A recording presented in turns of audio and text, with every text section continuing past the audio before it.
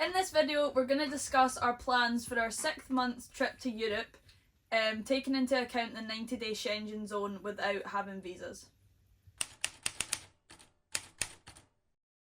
So for anyone that doesn't know, since Brexit and the UK having left the EU, we now only have 90 days that we can spend within the Schengen zone. So the Schengen zone is, I think it's like 27 different countries within Europe that basically operate with a borderless system. So when you obviously go from the UK to Europe, you have to show your passport, but then when you're within that zone, you don't need to show your passport at the borders.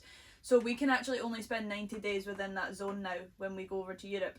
We're planning a 6-month trip, which is 180 days, so that means that we're going to have to go in and out of the zone, or we're going to have to spend 90 days within the zone and then 90 days out with the zone, if that makes sense. Yeah, and no matter how many times this has been explained to me, I still don't get it.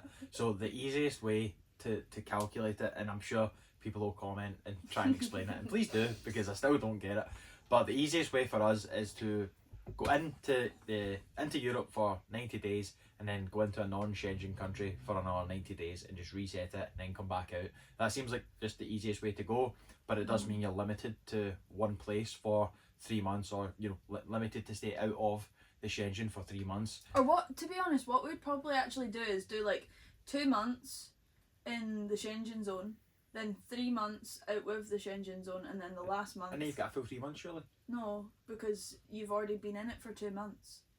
Here we go. This is what I mean. So like you go in for 2 months, go out for 3, and then you'd have 1 month that you can still go back in, and then after that month it would reset back to 0 again, I think. Or no, it wouldn't, because it's a rolling 180 days. It's rolling. That's what I'm saying. It's rolling. So if you done 3 months out, you'd have another 3 months back in, surely? Yeah, if you done 3 months out, but if you... Oh, I don't know. Would you? I don't know. You must have. Oh my god. Clearly we still don't understand. It's so hard. It's the rolling thing that's confusing. That's what I'm saying. The rolling thing's confusing, so if you spend 30 days out, 30 days in, you know what you're cooking with. But like, because we've only got... No, do you mean 90 days out, 90 days in? Don't know what I said now. You said 30 out and 90. 30 in. Yeah, 90. But then it means if we're only doing 180 days, like, we need to get back to the UK. We're going to get fucking deported or banned or something, man. It's a guarantee. We're going to be, like, banned subscribe it and follow along, because you're going to see some absolute chaos, man. We're terrible at planning. God, so yeah, basically, the Schengen zone, we can only be within for 90 days, so we're going to have to plan to go to countries out with the zone for another 90 days within that period. So we need to work out, like, the order in which we do that. Which is what we're trying to do in this video. Yeah. So there are some visas that you can apply to that we have looked at, such as the digital nomad, but there's quite a lot of like requirements that you have to meet, and there's different ones like long stay. So visas are still something that we're interested in looking at, especially for when we go back over. So if anyone's got experience with applying for a visa, or what one are the easiest and kind of best to apply to somewhere within the Schengen zone, possibly Portugal, or then let us know. Yep. So our plan is to head over to Europe around the start of October, and we'll be coming back mid to late April. So that roughly equals about 6 months. So the reason why we're coming back is we've got a wedding, and it kind of ties in quite well actually, because we need to come back to the UK to get our MOT done for the vehicle, and that's around about the time that it needs done anyway, so we're just going to tie everything in at the same time. It also means it's like we know we're only going for 6 months, and then it's like we'll come back, see friends and family. It's not like, okay, see you later, that's us gone for life kind of thing. So this is like a wee tester, a wee 6 month kind of tester. Yeah, see if we survive. So there's 2 different routes that we have been looking at. So plan number 1 is heading from the UK. So we're currently in Scotland. We're going to be heading down south to get some work done on our vehicle. Yep. And then from there, we're looking at getting the ferry across from Calais. Dover to Calais. Yeah, all the way about. So Dover to Calais, into France. So what we're thinking is we don't want to spend too much time in France, because by the time we get there, the weather's not that good. Yep. And just timeline wise. We've heard a lot of dodgy things about like spending. I think especially at Calais, like spending too much time.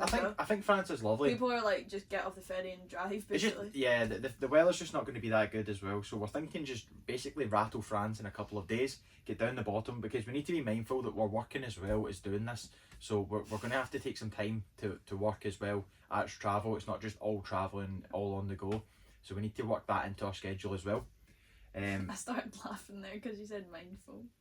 Mindful? Yeah. Why? Because everyone's doing that, like, very mindful, very Double demure. Shut up, man. Don't start with that. Oh, God. I know. After you know you're getting old, you can't stick that. Oh, God. Anyway, we're coming down through France into Spain, and then we're going to head down this kind of southern coast of Spain. So down past Barcelona, Malaga, that kind of area. There's nothing in particular that we're like dying to see. There's some stopovers that we're interested in, but we're very open to planning. So if anyone's been down that side of the coast before and has things like nice campsites, nice locations, good activities to do, then please comment below and let us know where we should go. Yeah, we need recommendations, because I feel like right now we're just like, we don't have any like pit stops, and it would be quite nice to have little like, okay, this are little destinations that we work towards it, you know. So the majority of that time is going to be spent in Spain, the south of Spain. And then we're thinking of getting the ferry, so roughly spend the 3 months at the start around that area, possibly going to Portugal for a little while depending on how we get on, or we just stay at the south of Spain and we stay there. Then the plan is to get the ferry across to Morocco, and that is where, so Morocco is out of the EU, and that's where we're going to spend the 3 months to reset the Schengen rule. Yep. So while in Morocco, we've looked into it a little bit, but not too much. But the main places are Casablanca, Marrakesh, and I think just being around the Sahara Desert sounds amazing as well. So I was kind of paranoid about spending 3 months in Morocco. That seemed like a long time, but the more I look into it, it actually looks like a great place to kind of stay, especially around the December, January time is when we're going to be there. So the weather's obviously a lot better down there. And it looks like a great place. But if anyone's got any experience being in Morocco for that long, then please let us know, because it's definitely out of territory and it's completely different to what we're used to here. After we leave Morocco, we would then plan to come back into Spain and just sort of head straight towards Portugal and spend some time there. So I think in terms of the 90 days in, 90 days out, we'd maybe do like 2 months in the EU, go to Morocco for 3 months, and then come back for 1 month. So that final month we'd sort of spend most of the time, well, maybe half the month in Portugal, and then travel back through Spain to France and then get the ferry back. Yeah. Like, sort of, we can obviously, we've not made plans for like how much time we'll spend in Portugal, how much time we'll spend in Spain, but we'll obviously have spent most of the time in Spain at the start. So then we'll probably spend a decent amount of time in Portugal and then just kind of travel back for the ferry. Couple of days. We're thinking. I think that's the right plan. So that's the kind of first route. So which obviously involves us getting more ferries, because we have to get another ferry over to Morocco. Yeah. But it's kind of feels like less driving. It's probably more driving, but it's is it? Yeah, I think it's a further distance. But the main reason for this is the weather. So let's talk about route 2.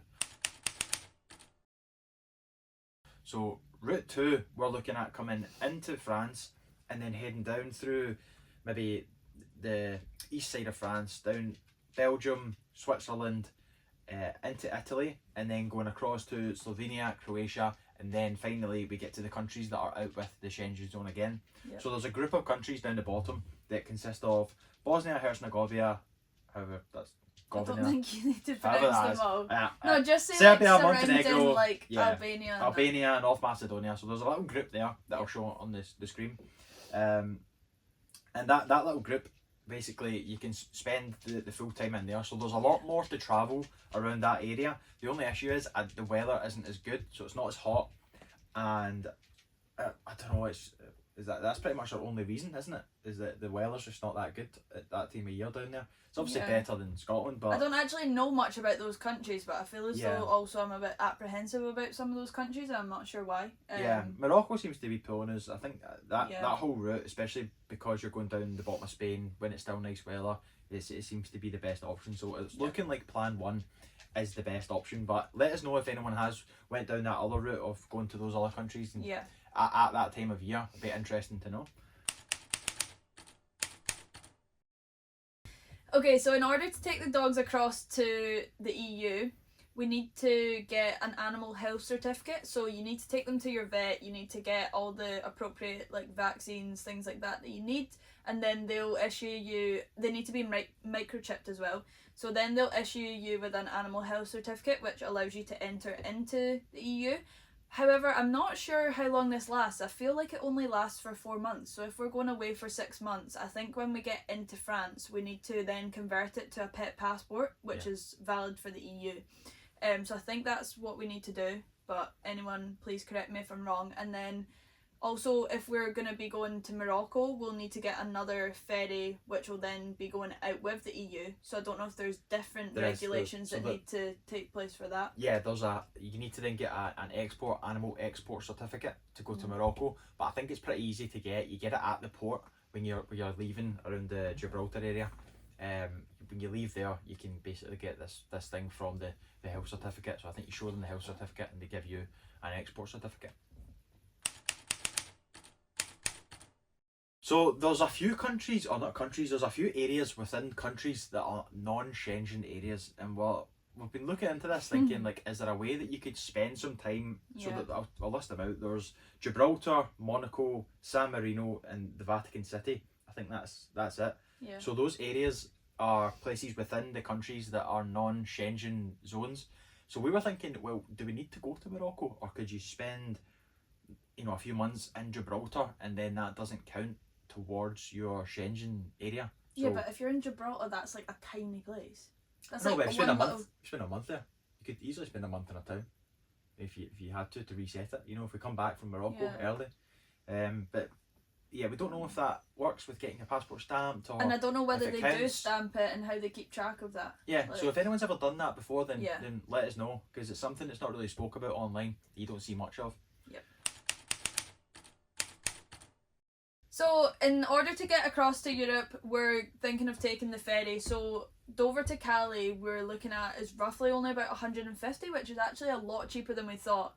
We'd originally looked at getting the Eurotunnel as well, which I think is actually a lot quicker but more expensive. And if you've got LPG gas, then I don't think you can even use the Eurotunnel at all. So that rules out us getting the Eurotunnel. LPG gas for propulsion, so for road gas, not for leisure. So we can't, because we've had the conversion. So that's actually not too bad, like £150 odd for getting across there. And then the one from Spain to Morocco is maybe going to be about €300. I think Michael looked into earlier. Just over €300. So how long is that one? Is it it's like only an hour? 30 minutes? Yeah, an hour, but I think they charge you a lot for the motorhome prices. So yeah, it seems to be a bit more expensive. I don't know if it's the time of year I'm looking at or what it and is. That's the other thing as well, is our motorhome, although it's, our RV, although it's big, it actually is classed as a standard motorhome, because the standard motorhomes are up to 10 metres in length and up to 4 metres in height, so we can actually just get on for the standard motorhome price, which is ideal, because I thought we'd be paying for like a truck kind of price. So it's perfect. So guys, if anyone has done this before, or went these particular routes that we're looking at, or has a suggestion for another route that we can do, we're basically looking to just get some better weather for the winter and stay out the road and see some new places. We're very easy going, which when it comes to this stuff seems like a good thing, but also a nightmare for planning, as you can see, because we're still like, okay.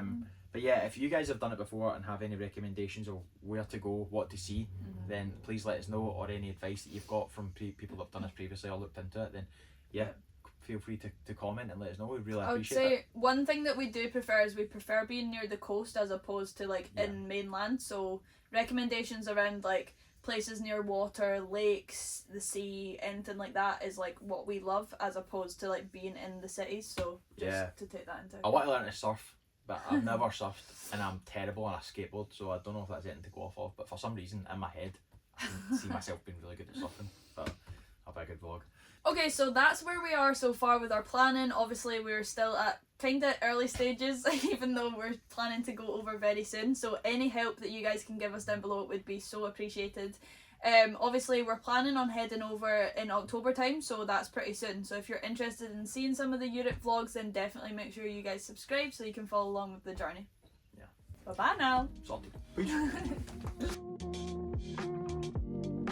Our 6th month. Jesus. Why'd I have a lisp? You don't have a lisp. Oh my god. Right. I waffle on about shite. We've not talked. Why did you stop looking at Jet? Stop touching. Yawn. You look like you're like this. Like we're trying to explain it to the apples and oranges. Oh.